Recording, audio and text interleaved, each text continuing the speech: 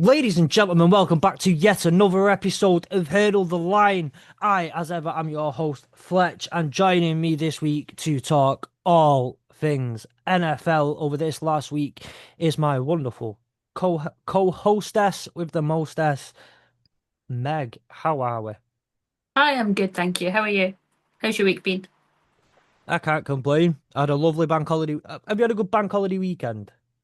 I've not done much, to be fair. I've just been working on socials and stuff, really. But Yeah. yeah, Brian never stops when you're doing this kind of thing ever. it My does not. someone in my household had a really smart idea this weekend, and I'm quite enamored by it, to go to the Trafford Centre on a bank holiday Sunday Mhm. on the same on at the same time that United were playing their final home game of the season. No, To which I can honestly only applaud such a fantastic decision. Um, However, I will say this though, out of it has come some very funny and interesting stuff. Well, that's by the by. Um, but it was absolutely packed yesterday in the Trafford Centre while we were there. I think we spent more time trying to find a parking space than going round the Trafford Centre. yeah, that sounds like hell to me, to be honest. It's not my jam whatsoever. Yeah. So to the own to Into and the guys who run the Trafford Centre, I've got a suggestion for you. Get a shuttle bus from the overflow car park to the Trafford Centre, because God Almighty, that walk was, oh, it's not okay, it weren't too bad, but it was, shuttle bus or something. That was ridiculous. Um, Other than that, also going on in this week actually is the NBA playoffs, which I know is a sore subject for both of us in a sense, but I think more for yourself. Have you caught much of the conference championships, conference finals? Nope, absolutely not. I watched it until the Celtics got put out, and then I just could not bring myself to watch anymore. Uh, I keep up to date with what's kind of going on in the background just because I get asked about it a lot. But Yeah, yeah, it's not as fun when your team gets put out. Funnily enough, I should be used to it with the Falcons, but yeah, yeah, I'm not used to it with the Celtics. I'm used to that winning streak. yeah. It's just, to be fair, I felt the same way as the playoffs started, as we got bounced in the first round.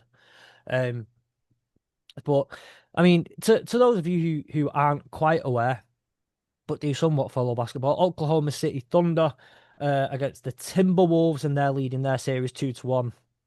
The Knicks are leading the Pacers 2-1 in their series. Now, I just, all I care about right now is whoever wins the Western Conference, and whoever wins the Western Conference, go out and win it all, because I can't stand either the Knicks or the Pacers.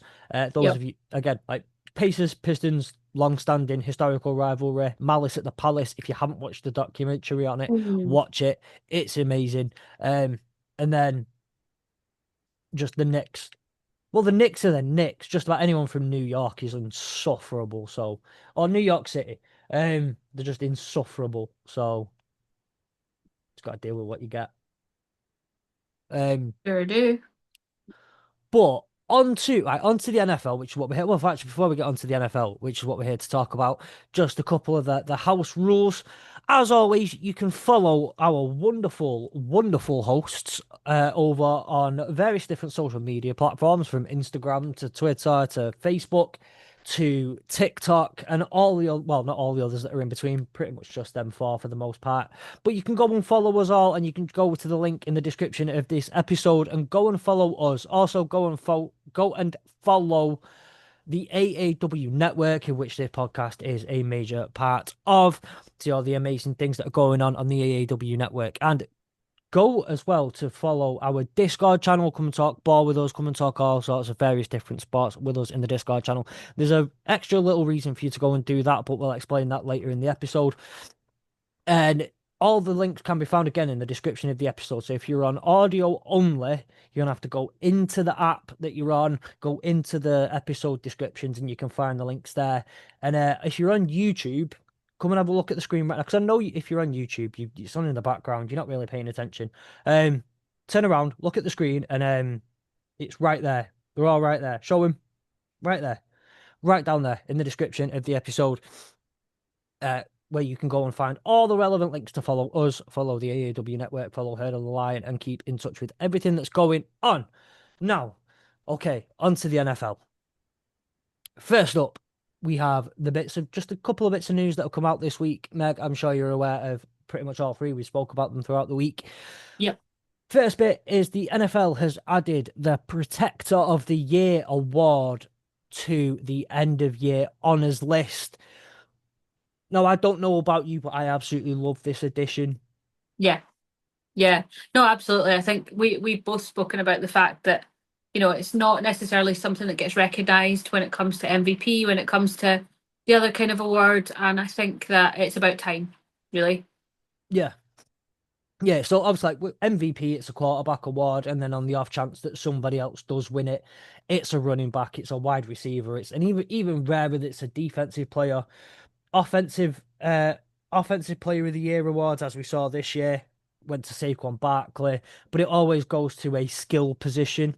Um, it's nice to see the O lineman get something that they can take home at that end of years. I mean, even the D line get the Deacon Jones award. Mm, So I mean, it's just nice to see that. And for me, they're my favorite players. I think they're the most important, the staple of any decent offense is a good O line. So for me, it's nice to see them get that recognition. absolutely. Absolutely agree with you. Yeah.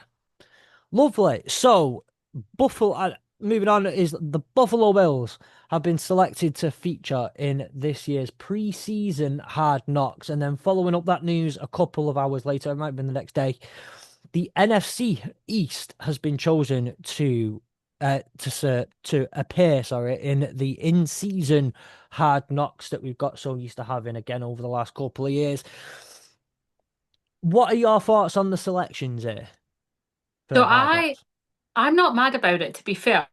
I think that we've got the Bills are such an interesting franchise at the minute because they're almost on the cusp of greatness. Yeah. And I think, they've got obviously Josh Allen not to be sniffed at last year's MVP. You've got some real decent pieces in that team. Yeah. And I'm just curious as to what goes through the minds behind the scenes of any team, but particularly one where there's got to be so much frustration in that locker room based off of last season. Like everybody thought at the start of the season, Yeah. Bills. I mean, they were fire. Let's be honest. Yeah. How many games did they go undefeated? Um, I can't remember. it Can't was even like remember. ridiculous. Anyway, we all thought that they had a real decent shot at getting to the Super Bowl last season, and I think for any Bills fan, it must have been a tough one. So I think getting to see that mindset, how they approach Yeah. preparing for the next season, can they keep the momentum up, all that good stuff, I think is exciting. Um, and then obviously you've got your NFC East being the in-season Hard Knocks, and I think that again, obviously Super Bowl champions in there. You've got um, the Giants on a rebuild massively. Yeah, I think I'm excited. I love Hard Knocks. I only found it like obviously when I started NFL 2 years Yeah. ago, and I had a lot of fun just going back and binge watching like loads of the seasons that I could get my hands on, basically. So yeah, I'm excited. Obviously, then I have to ask you. You've seen the Lions one, right? Of course. Everyone fell in love with Dan Campbell during that one, and it's some Yeah. of the best quotes. Some of the quotes. If you could give me unlimited budgets for tattoos, but tell me to pick them all on the spot, I'll tell my tattoo artist, go watch Hard Knocks, Detroit Lions, and find any quote from Dan Campbell, and there, just write that on my body. Um, Inspirational. yeah, but it's even just down to like one of my favorite songs now is No Leaf Clover by Metallica, because Dan Campbell quoting the whole, when you see the light at the end of your tunnel, it's just a freight train coming your way. And where that freight train or the whole, I don't care if you've got one ass cheek and three toes, I'm gonna beat the living shit out of you. Um, some incredible quotes on there. But that's the best thing about Hard Knocks is you see that the preseason stuff is even better because it's everyone kind of you're getting ready and you're really building it, but also some of the storylines that they follow, the players that they follow, and you get kind of your darlings for the season, and everyone. I know I said stuff about how like people from New York and whatnot, but I mean New York City specifically. Out there in the cusp of the very edge, right by Canada, is Buffalo, and I don't know anyone who has a problem with Buffalo No, or Buffalo Bills fans. They all just seem to the money that they raise all the time for opponents' charities and player yeah, charities, and they're yeah, just good guys and girls. Very yeah, like Bill's Mafia notoriously is one of the least offensive uh fan fandoms in the whole NFL. I would say for and me anyway. unless you're a table, you can't hate them. Like you just Yeah, can't hate the Bills. You can't hate the fans. I really don't. Josh Allen is just so easy to root for as a person. yeah. Um, He's kind of a golden boy, isn't he? yeah, He's got that kind of, but in a not in the pretend like we're Jameis Winston pretending we're all good suddenly, in the actually nice boy yeah. energy that he brings. Um, so I don't necessarily mean like the Buffalo Bills will become darlings. We always see they're the best opportunity we've got to kind of dethrone the Chiefs in the AFC. So I think everyone just about roots for them in general. Yeah, But and obviously, a lot of people feel sorry for him as well because the times they've been shafted in some of those games. But you also just look at like it's the players, the individuals who will be coming through, who'll be fighting for a roster spot, and they make it, they get on the team, and you just keep that bit of a closer eye on them throughout the season because you've got that you're rooting for them now, and yeah. you've got a bit of the backstory, and you know how much it means to him. But then to kind of follow on from what you were saying about the NFC East, I think that's arguably the most fun division that you can go and watch that isn't, with all due respect, the NFC North. I think that's between them two are probably we had the AFC North, so we can't really throw them in. They're the most fun divisions to go and watch. And it's defending Super Bowl champions, the Cowboys are always something to watch at the end of the day. All eyes are always on the Cowboys because if it's a calamity, it'll be happening in the Cowboys as Yeah. well. I mean, have Um, you seen that I've tried out for their cheerleading squad as well last week, so yeah, eyes peeled for that one. yeah. So obviously, well, yeah, we'll get you in there on Hard Knocks, and we'll all be sat there going, "I know where I watched her on Hurdle Line." Yeah, Um, 1,000,000%. the Giants are always fun. So always at least again, they might be terrible, but they're not boring. I always think it's just not boring if something funny's happening. Car Um, Crash TV. But for me, the most excited I'm excited to, and I know you have such a soft, I was gonna say hard soft spot then, but it's an oxymoron. Yeah. The Commanders, and to get to watch the Commanders and how they go at building on the success of last season and seeing if they Mhm. can elevate off it, it's gonna be so fun to watch. Oh, agreed. I think even just thinking about the pressure that's on Jaden Daniels for going into this season, based on the fact that his rookie season was so explosive. Um, I have, you know, top tips for fantasy this year. I'm taking Scary Terry as many times as I can across the fantasy leagues that I've got. I think Brian Robinson's another one over at Commanders that's just worth Yeah. watching. Just worth watching. And I think we saw potential last season. We saw much more than any of us expected last season, and I think that is just gonna. There's a lot of pressure to keep that up, whether they can or not. Who knows? But I'd like to think they can, and I think regardless, it'll be an interesting watch. Yeah, absolutely. So there are your two Hard Knocks watches for the next year. Um, Final piece of news that we had, and we're just going to kind of quickly go through this one. It's devastating news, to be quite honest. We found out, I think it was the day after, the day of the final day of the league meeting, that the Colts owner Jim Irsay passed away, age 65.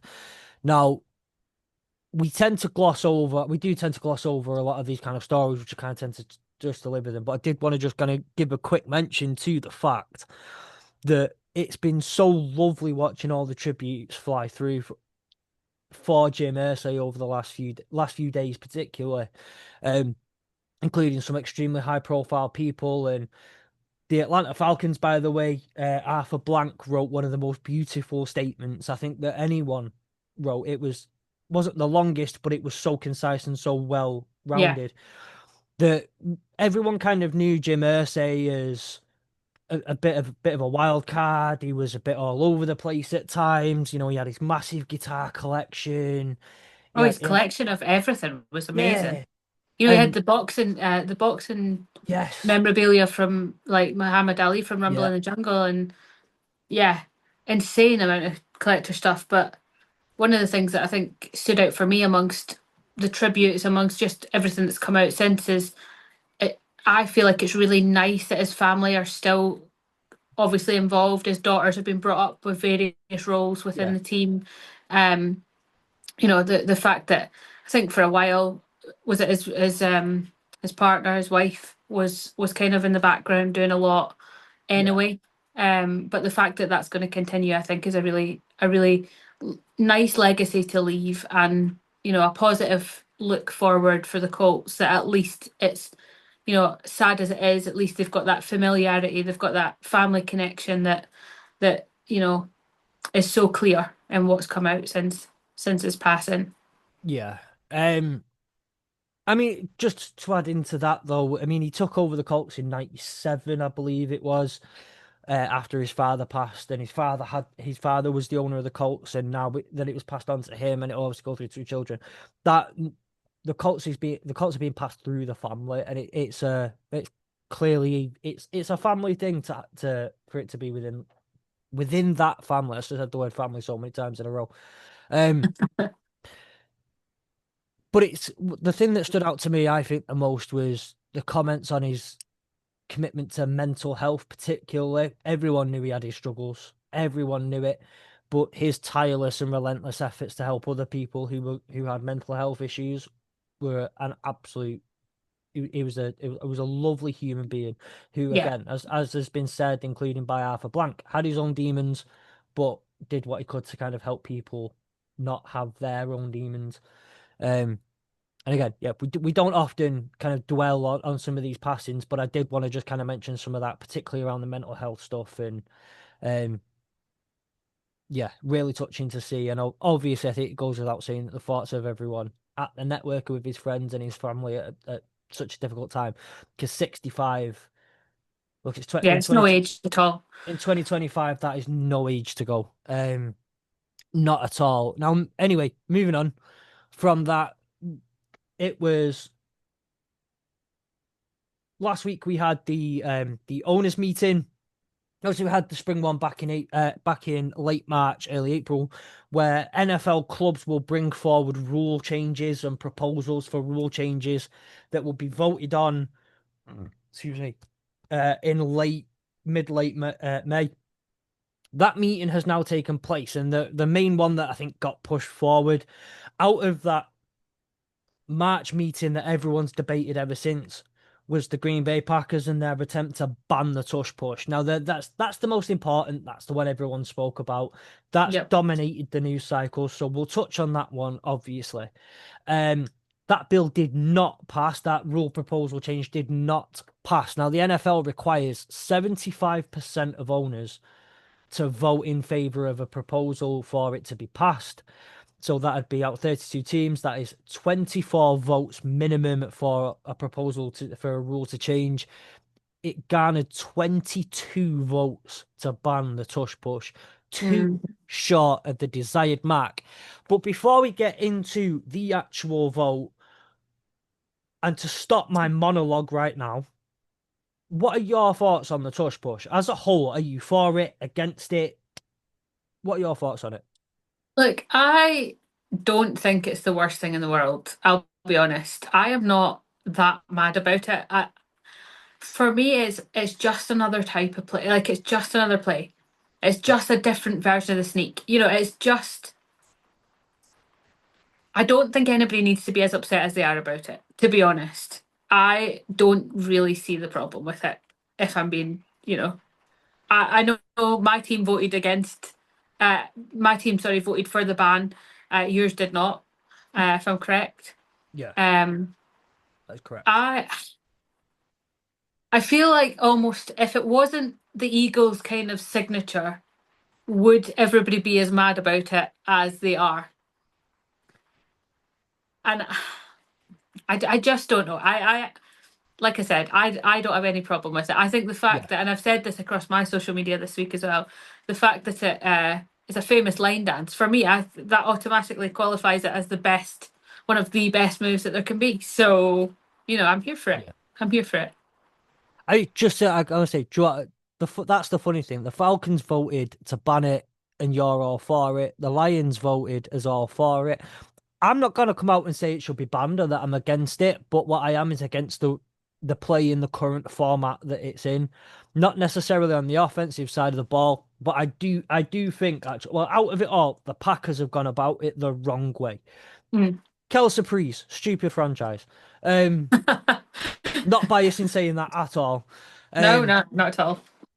but they've gone about it the wrong way. The reason I have a problem with the play as it stands is the argument is teams only hate it because they can't stop it. They need to Hmm. find a way to stop it or stop complaining, and they only don't like it because they can't run it the same way the Eagles do.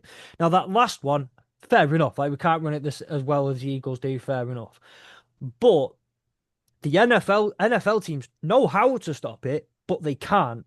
I know because the whole point of the tush push is using extra bodies to forcibly move the quarterback into the end zone.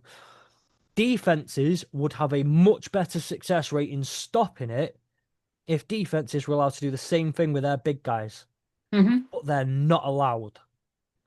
So it's one of those cases where the offense can do the pushing and the shoving and whatnot. The defense can't. Now, if you want to make the play fair, allow the defenses to push back.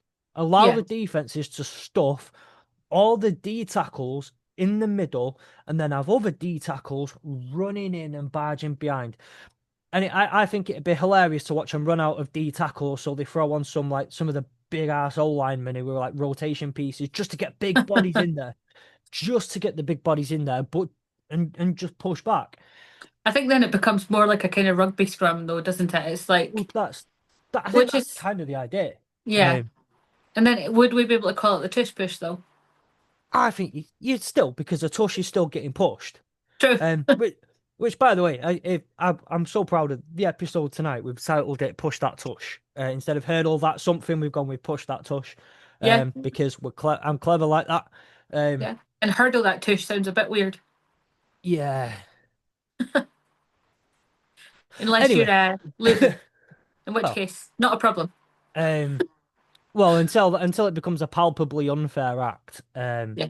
and then but that's where the problem lies. And if you want to make a change, you've got to request that. I think the request is okay. Then let's not change the tush push. Let's change how defenses can respond to the tush push and allow them to. Which then you start leading into. I think then you start genuinely leading into genuine player safety Yeah. problems because you have thousands of pounds of pure man, right, mushing up against each other. Now it sounds bit off. But at the end of the day, that's what it's going to be, is just Yeah. thousands of pounds of pure big men Hmm.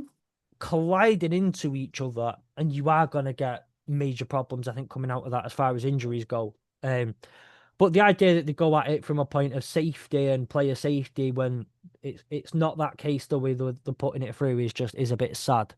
Yeah. I Um, like the use of the word mush there, actually. But no, I agree. I think that one of the things that you have to consider is that, yeah, there has to be a way to stop it. There has to be, yeah, and like you've said, that the only real way to do that is to put the big D tackles across from them and opposite them and let them do their thing. But like I said, I'm not mad about it. I think that any team can use it. That's the other way to look at it, is that yeah, any team could do it if they wanted to.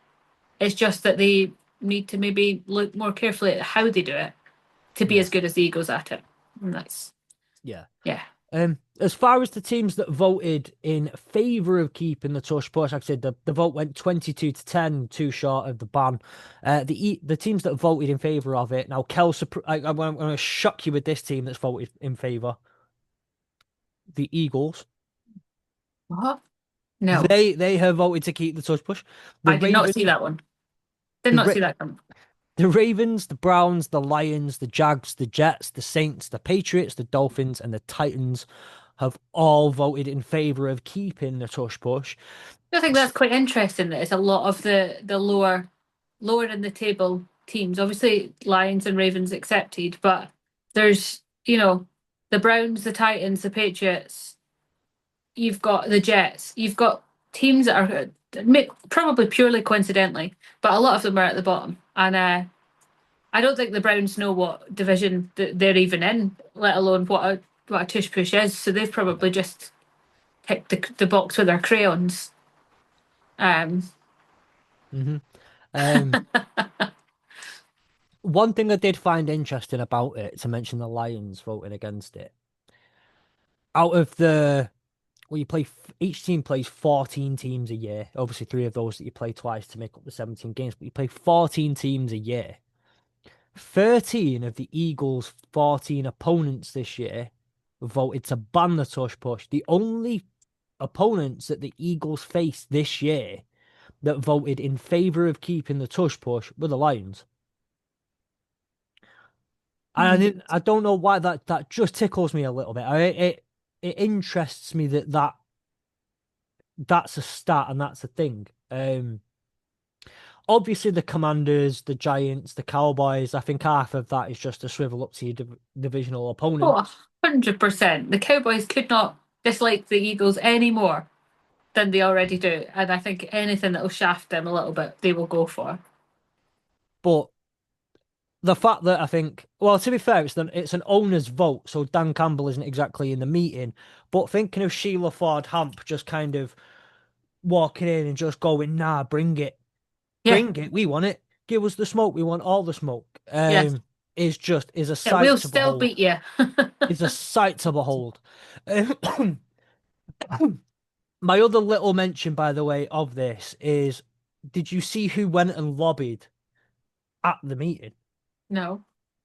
Jason Kelsey rocked up Oh, my to boy. lobby on behalf of the Philadelphia Eagles on why the tush push should be kept. It was Jason Kelsey and someone else.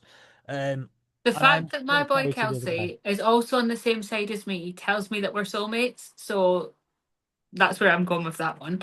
Um, no, you know how much I love my boy Kelsey. I'm going to have That to was it. watch the footage of this lobbying after we finish recording, to be fair. Yeah, it was Um, Jeffrey Laurie, the CEO of the okay. Eagles, who went Again, on. not really a surprise then, but Yeah. but yeah. Of course, Jason Kelsey doesn't even play anymore. He's like, I don't even play, but I'm just going to come out here and I'm going to show them, like the man that I Yeah. am.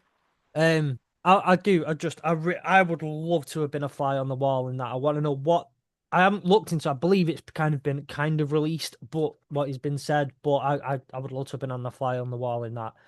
If Jason Kelsey go in, like just lobbying on behalf of it, I think it's fantastic. Yeah. I Um, hope he dressed up in his outfit that was like, what was it, the Sultan's outfit from the Super Bowl a few years ago. yeah.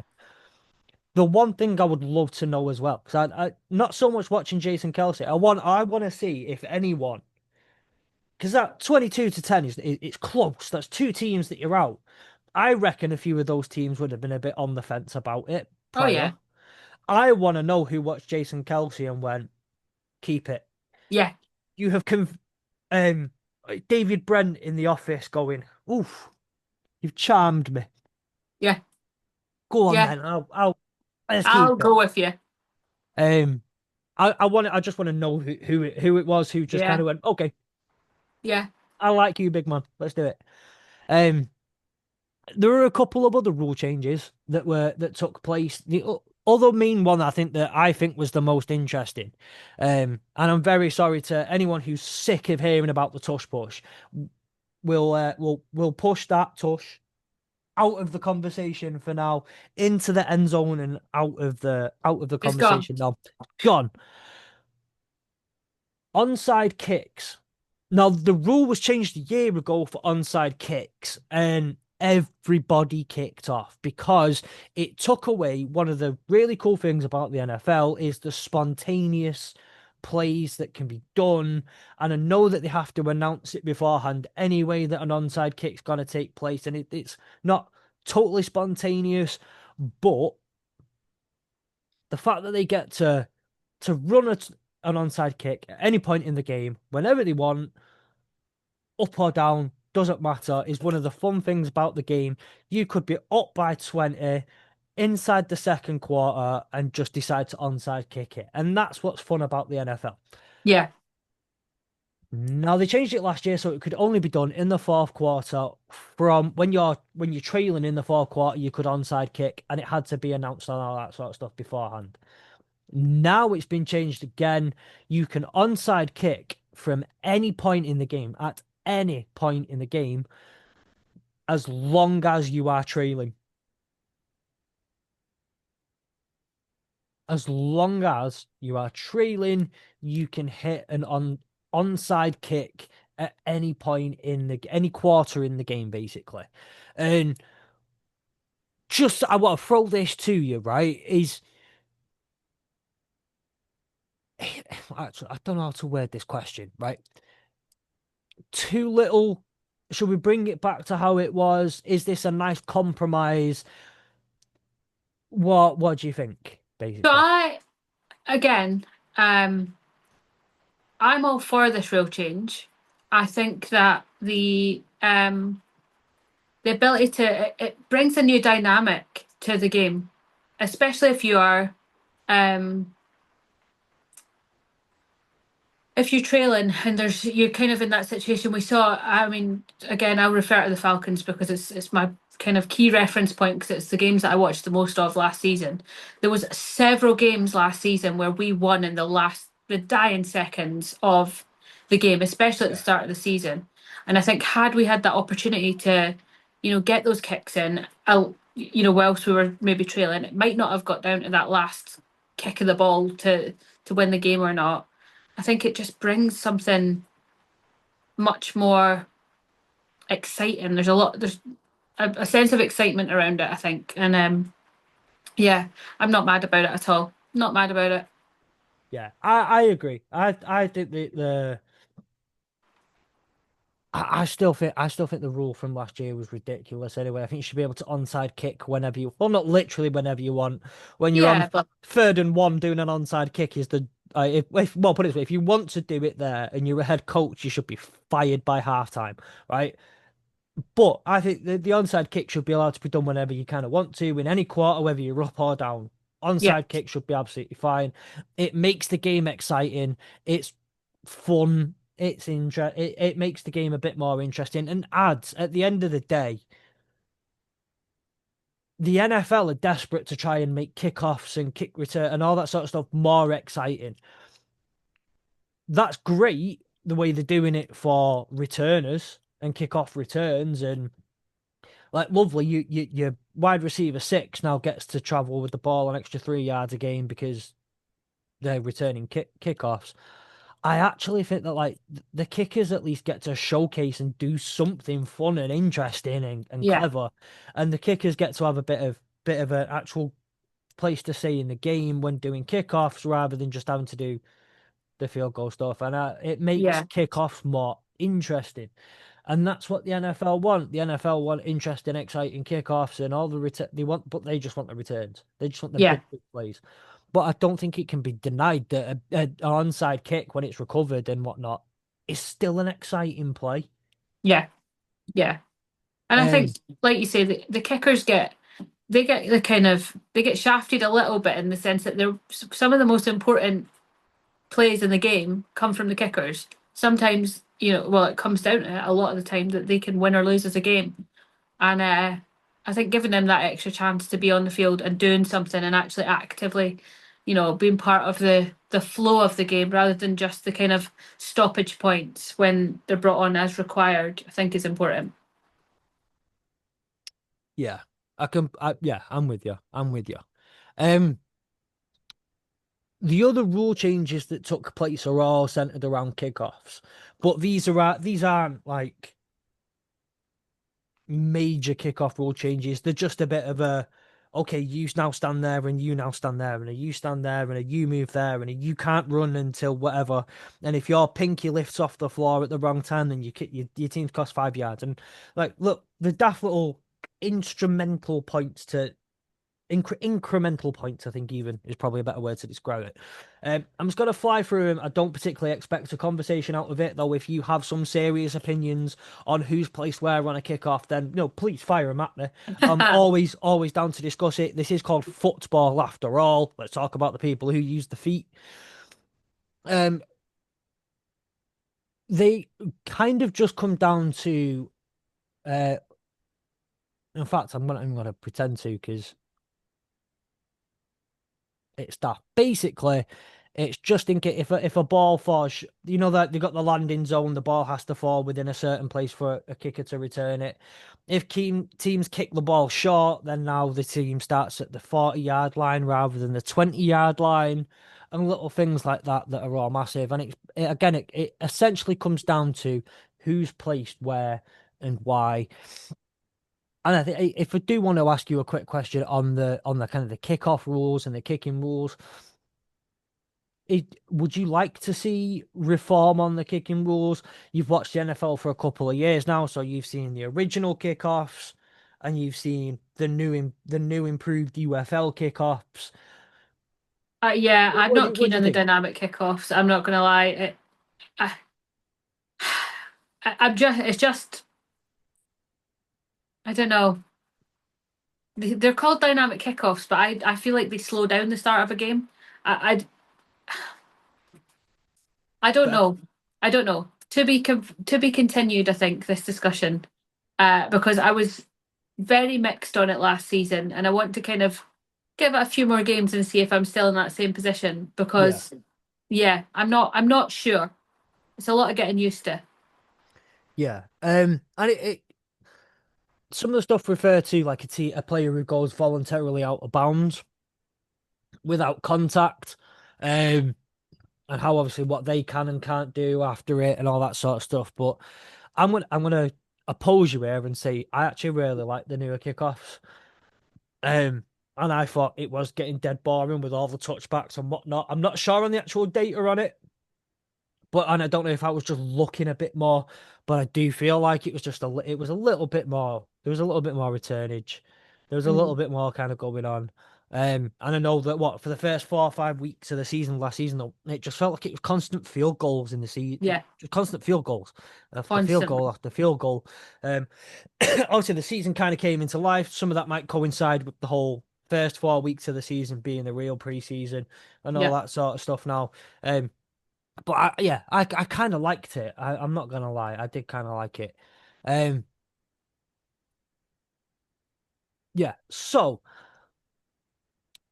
I think, to be fair, everything I've got on my list for this week, just because it's been such one of those kind of weeks, is done with. I'm gonna have a quick look and see if there's anything else that's come up over the last half hour in the NFL. Can I say that I think this season's rookie class has just so much going on already? Because have you seen that Shamar Stewart is refusing to sign his contract? Number one, first round Mm. pick, Edge, refusing to sign that contract.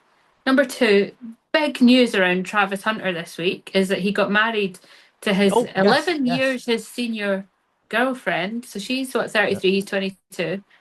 yeah, Apparently a very controversial pick, but she also has come out today and said that there is no prenup involved, which is unusual for such a high profile athlete. yeah, Um, we've also got videos of the rookie camp coming out with Cam Ward versus Jackson Dart, with the accuracy point. I posted it on my socials this week and Oh yeah, that was for just, do you see it? Panini, wasn't it? It was for Yeah, Panini. yeah. Um, and Jackson Dart was just firing those targets every single time. Yeah, And Cam Ward not so much. I've also had. I'm just going through what news that I've had this week because I've yeah, got so much coming through at the minute that's like every day I'm getting about 12 things sent. yeah. Brown's Um, coach comes out and speaks about Shadeur Sanders. Have you seen that quote? I have not. So he came out and he said basically Shadeur Sanders has shown up early to every practice, given it 100% on everything that they're asking of him, showing initiative, showing real promise and skill. Um, so there's that. And on Shedeur Sanders, the have you seen this fan who is suing the NFL because of the Shedeur Sanders slide in the draft? I'm so sorry. Gary is deciding to Yeah. just knock the stand that my camera's on, having a Yeah, bit of a it was meltdown. for emotional distress, wasn't it? Yes. Yeah. So it's a fan that is suing NFL based on the Shedeur Sanders thing. He has now um, filed a motion of urgency for the case to be heard because he feels that it is of immediate need of attention. Um, there's that, and there is to be an investigation into the whole thing, including a freedom of information request on all the NFL teams around their discussions about Shedeur Sanders, as well as the handling of the prank call situation, which obviously affects the Falcons. Um, Yeah. that's yeah. So there's that. Obviously, we saw some real sad news about the Penn State running Yeah. back in the ATV accident where Penn State police said on Friday night they found, cannot remember what the name of the player is now. They found him and his girlfriend in an ATV accident. They'd hit a deer, not Yeah. wearing their safety equipment, and sadly she had passed away at the scene. He is being treated for very serious injuries at this point. Julian Fleming, Julian Fleming, that's the one. I knew it began with a J. former Ohio State Um, and Penn State wide receiver, he went undrafted this year, but he was picked up by the Packers yeah, as an undrafted free agent. I don't think he made it. I don't think he lasted very long with them, but yeah. yeah, didn't make the roster. I'm trying to think if there's anything else that I've seen coming through. Aaron Rodgers still has not given an answer to the Steelers. Oh, he's come out and said that basically he's Saints are off the cards. Oh, he said that he's too old to move to Louisiana because he just doesn't want to. Um, Yeah. yep. Furthermore, a reason that I further dislike Aaron Rodgers is that his ex-girlfriend has come out this week. Have you seen this one? His ex-girlfriend has come out this week and said the relationship was emotionally abusive. Oh yeah, I mean to be fair, I think that actually came out a few months ago as well. That it keeps coming back. That Yeah, one. she did another interview I think this week, and she was talking about that, and she said the greatest gift that Aaron Rodgers ever gave her was herself because she realised what she would not accept and what she needed to do to move forward. Um, Was the this way that Jordan Love by it? Not Jordan. Yeah, Jordan Love by any chance, or Matt LaFleur? was what? Sorry. Was this Jordan Love or Matt LaFleur by any chance? Who came forward and said this? Oh no, no, no, no. Was not. But they Robert equally could Sala? do. Could do. They could. They might at some point. Salah probably will. Let's be Yeah, honest. Um, Kirk Cousins is now back on the cards potentially for the Steelers. yeah, They're come out and they've said basically if A-Rod doesn't get his finger out, then Kirk Cousins may be an option for them. Hearing that Tyler Shaw is having a great time yeah, training as well. Yeah, lots of rookie news coming through, as well as some veterans should be retired, never to be seen again news. yeah. Yeah, fair enough. I mean, yeah, well, there's a lot going on kind of in behind the scenes, isn't there? Yeah, With all the stuff, I know that it's been a lot of the little OTAs have kind of happened now, and teams and whatnot have had players in. Uh, Players obviously going back now to doing their off-season workouts and whatnot with each other. yeah. Did you see Um, the jersey list for the most sold jerseys in the UK? yeah, Travis Hunter number one. Number two was Lamar Jackson, wasn't it? Lamar Jackson. Yeah, I'll get it up now. Jaden Daniels was on there. Josh Allen, I think. Well, was Josh Allen on there? Not Probably, sure. yeah. Uh, yeah, thought that was an interesting one though. That Travis Hunter already. I think people who aren't even Jaguars fans will buy a Travis Hunter. I'd Uh, have one. I would. I would have a Jaden Daniels one in a heartbeat, as you know. Travis Hunter number one. Lamar Jackson, Josh Allen, Jaden Daniels, Tyreek Hill. That's interesting. Yeah. Jordan Love, Justin Jefferson, Caleb Williams, Jalen Hurts, and Joe Burrow. Interesting, a few that are missing then this year because we've got no Pat Mahomes, we have got no No Travis Kelsey. Kelsey. Um, who else is notable? Did you say Saquon Barkley was on that list? Nope. No, Saquon Barkley. Um, Um, it's absolutely outstanding to me that Colby Sawstill is not on that list. I can't believe that. In Shocked. fairness, Absolutely shocked. That is the man's best third string O lineman. Um, not even on the top 10 sales. That's disgusting. write a Um, letter, write them an email, and say, I already have done. As I okay, dare, Mr. Fanatics. yeah. I am a white man. Um, anyone who gets that reference, we can be very good friends. Anyone who gets that reference. Right. So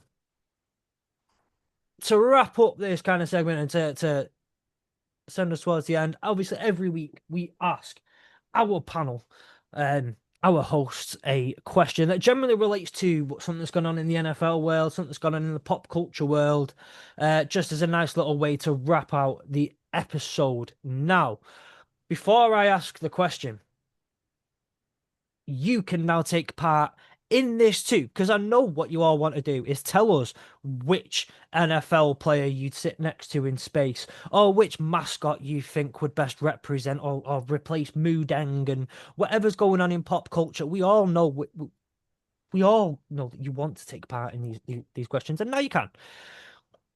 On our Discord server, that's why I said it's going to be relevant again. We will post each week's question on Saturday evenings over the weekend, over the Saturday and the Sunday, and throughout the Monday. You can submit your answer to the question, and we will read it out. Given that given that you're responsible with your answer and you're appropriate with your answer, we will read it out on the podcast. Now, I've had a couple of responses this week, and actually have had a couple. Well, we have one in the Discord and a couple off the Discord that I want to read out. But like I said, you will get your chance to edit. So go into the Discord server, and when you set up, by the way, I've set it up now so that you can set some roles for yourself in the server. You can set it up, and then every time we post it, I'll tag question of the week, and then if you set that role for yourself, you will get pinged for it, or at least you should do if you. But Discord are always a bit weird with some of the notifications. I know you've had problems with them yourself. Yeah. Um. Anyway, right. So this week's question now. Our wonderful friends over at Good Teams Win, Great Teams Cover have come up with one of the best ideas for NFL UK based content, I think, ever. It incredibly creative and so much time and effort that they put into it. It's excellent. They've gone out there and done an NFL UK mastermind, invited 15 and myself of the UK's finest NFL content creators around to take part. Half of the questions are on general NFL knowledge, if I can say it in English. And then obviously we get to choose our own specialist subject in there as well that we'll answer quick fire questions about. Speaking of the 15 of those finest NFL content creators, I do believe that the AAW Network's very own Tom Craft is also on there. Um, someone else, I can't. Don't know. Someone irrelevant. Someone, I wouldn't say irrelevant. Easily forgettable. Probably Yeah, very forgettable. was it you? It was. It It was. Oh was. yeah, it was. It was. You also took part. Heat one, including with myself versus friend of the AAW Network, Andy Davis, versus one of the incredible guys over at the Talking Balls podcast and someone from the Fourth and Gold podcast, all against each other. Did I make it through? Did I not? You'll have to go and listen and find out. Yeah. I still don't know if I made it through my heat yet because mine is not aired until next Friday. Not until next Friday. Okay. Well, you can go So, and check all those episodes out. They're releasing them sporadically as they go. NFL UK Mastermind. Fully recommend you go and check them out. Go give them a follow. Go give them a like. Again, links to the episode will be in the description of the episode. That episode will be in the description of this episode. But it's well worth a follow, well worth a shout out because Paul, Byron, and Joe are putting so much effort into it. Now, you might be wondering, why does this relate to the final question? And that's because I want to know if you could appear on any quiz or game show, which one would you appear on and why? And to quickly rattle out, just I know again I'm monologuing here like a motherfucker, and I don't mean to, but just to give a quick in the Discord, Adam from CFB UK View said he would go. The adult version of me would say, "Who wants to be a millionaire?" It's a great mm, suggestion. good one. As I think I could trouser at least 16k, but the inner child would say Funhouse from the 90s, as I really fancied a go on those go-karts. Slightly, I believe, before my time. Mm. Um, Even though I'm a 90s baby, it was too much of a 90s baby at that time. Um, so I did have to Google it and watch some clips, and also, if I could have changed my answer, same.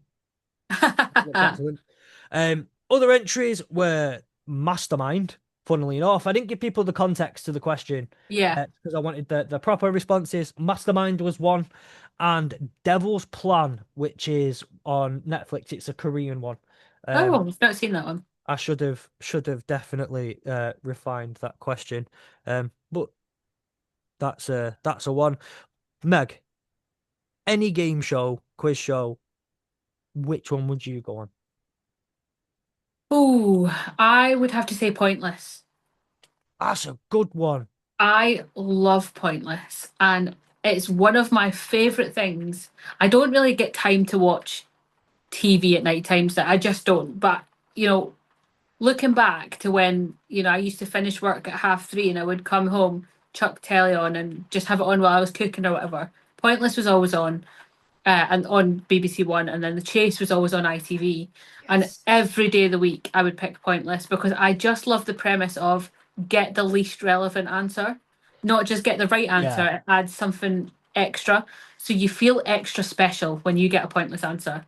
Like nobody else has Yeah. thought of this. I am unique in my thought process, which we know that I am anyway. Yeah. Very neurospicy, shall we say. And yeah, I love it. I absolutely love it. So Pointless is my answer. I did apply, or sorry, someone did apply to for me to be their partner on a game show. And I'm trying to remember which one it was. It was one about songs, like hits. I think it's the guy from JLS that hosts it Right. and his wife. And it's on BBC One. It's like you guess the song basically from the first Right. few seconds of it. Right. Okay. Can't remember what it's called, but someone did apply to have us on there, and I basically was like, "It's all right, fine." Not, not really my scene. I Fair like the enough. trivia. Um, I've always been it's one of them. So like quiz shows are great. I love watching quiz shows, and I always love doing the whole. When you go to a hotel or something and they only have free view on the TV, flicking on Yeah. challenge, and then there's like 4,000 hours straight of chase episodes. Yes. I just love whacking that on and just kind of leaving it, and then I always find myself we're in a hotel and we're going out for a meal at 7, and the Yeah. one there at 6:45 going, hang on, I've got this one. I've I've Yeah. earned, I reckon I've got 8k on this round at the moment. Um, I love doing that, but as a kid, I would always say like your game shows more than anything else, more than your quiz shows, are the ones I wanted to go on. Crystal Yeah. Maze. Yeah. And I've been rewatching the reboot of it. Crystal Maze had a kill to have gone on that. Fort Boyard, legendary, You absolute. remember Jungle Run? Because I that's remember another one. Jungle Run. That Um, just come into my head. When you said Crystal Maze, I thought Jungle Run. That used to, as a kid, on that was my CITV. dream. Yeah. You know, when Yeah, you yeah, go yeah. into the big monkey's like Yeah. mouth or belly or whatever it was, and you did the chat. I would have loved to have gone on that game show. Completely changes it. Absolutely. But yeah, I used to love that one. A 50-50 that was on CBBC. That was I was wanting my school to get selected to go on Yes. it. Yeah, But in terms of like your proper game shows, like say Crystal Maze, all that stuff, I've always had a thing where I want to go into Keshi's Castle. Um, fair. but if I was to go with an actual quiz or game show, there are a couple of options here. My actual answer in terms of like, oh, it is The Chase, because that's probably the one I watch the most of. But I have always wanted to, and I would get demolished at it if I actually went on properly. Countdown. I I love love watching Countdown. Countdown. I love watching Countdown. Yeah, Me and little lady Fletch. She loves maths. She loves doing maths and all that sort of stuff. Now, maths is my strong side of Countdown. yeah. So she's loved. You can get episodes on YouTube and all sorts of like Countdown episodes, and she loves sitting there every now and again and just watching an episode of Count, and we'll play it. And she's 8, so she's coming up with. She gets a 4-letter word like beef, and she's loving life and Buzzing. dead proud of herself. Yeah. And with a 5-letter word like "ha," I win this round. Um, Sit down, little but lady. we love doing the maths bit, and I always loved it. I just didn't love doing the maths ones. I'd get demolished at it. I know I'd get demolished at it if I actually went on against someone who was actually smart. But Countdown was always one I'd love to go on. But the Yeah. Chase probably is my favorite one. Yeah. No, all good options to be fair. All good options. Uh yeah. It's just that thought, isn't it? That because I actually know some people who have been on both Pointless and The Chase, Yeah, like not the same person. And have actually been on some game shows and I think you always think it's nobody that you know that's going on these things and winning cash. But actually it's not that out it's not out with the realms of possibility to apply and get yourself on there. yeah. Um, the one little fun fact to do about things like that is my mum was once on the weakest link. Oh, Mother how did she get Fletch. on? Shite. Um, ain't I no wasn't expecting that. ab thought you were going to say great. absolute shite. I was tiny at the time. I was only a couple of years old, I think, if that. But we had it taped back in the day when you Yeah, could yeah. tape something onto Yep. video. Um, and we had that for a while. I don't think it exists anymore, the copy of it. But Mother Fletch was once on the weakest link, and it was the funniest thing ever. I think Um, that's amazing. I actually do genuinely think that that's amazing. Um, she got bounced in the first couple of rounds. oh, The more I think about it, it got bounced in the first couple of rounds and all that. in fairness, I am when I was about 5 years old. This is a funny one. I thought I was Celine Dion, and at the time, Stars in Your Eyes was the biggest Yeah, show on yeah, the yeah, telly. Um, and I used to stand and perform My Heart Will Go On repeatedly in my house. And my dad got some Smarties because at the time it was a house phone and you had the clicky buttons on the house phone. Got yeah. a tube of Smarties and was shaking them, pretending that he was pressing the clicky buttons on the phone to phone Stars in Their Eyes to let them know that they had to have me on the show. And I was convinced. I waited for weeks. I planned an outfit. I amped up my rehearsals. And I mean, I had the straw over my ear with a bit of blue tack on the end, pretending that I was Claire from Steps slash Celine Dion. I love it. It was Love a it. whole vibe. Yeah. I didn't actually end up going on Stars in the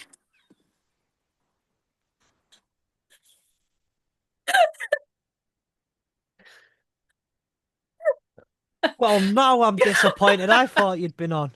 I Much to thought my somewhere dismay. out there on YouTube is 6-year-old Meg singing Celine Dion on ITV. Yeah. Yeah. I was convinced. I can just imagine tiny 6-year-old like, well, tonight, Matt, I'm going to this. No, I actually thought I was going on for months. So I was just waiting for them to get round to me. Oh dear. Yeah. That's brilliant. That's where we'll end it. That's what we'll end it on. That's the bit. I feel That's like the it's a good place. end point, isn't Um, it? Absolutely. Now, if you are still with us, thank you so very, very much for sticking with us throughout this last hour. Greatly appreciate it. Next week, I'm not quite sure what we're going to be officially talking about next week, but I've got a couple of little tricks up my sleeve You meant to for just say it's a episodes. secret. Tune Um, in for next week. It's a secret. it's a secret what we're doing next week. Um, but we'll see. We'll see. We'll get there in the end. We will. But thank you, and as always, again, episode links to all the relevant information in the description of the episode, whether it's following AAW Network, Hurdle the Line, following Meg, following myself, and going and checking out the mastermind from Good Teams Win, Great Teams Cover, and checking out all the other things that are on as well, including the Discord. And it leaves me to say a massive thank you to my co-host Meg. Mate, I will see you hopefully next week for another Absolutely. episode. You And will do.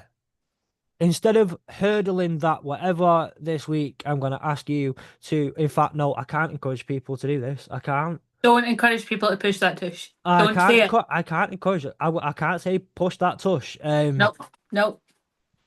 Metaphorically, push that tush, but not legally, not literally, not physically push that tush. Mhm. And if you are the legal representation of a person who has watched this episode, what we're telling you now is I hold zero accountability. Same. It is nothing to do with us whether someone has actually gone out there and pushed the tush. If you are the person who has gone out there and pushed the tush, Stop it. don't, don't, yeah, stop it right now.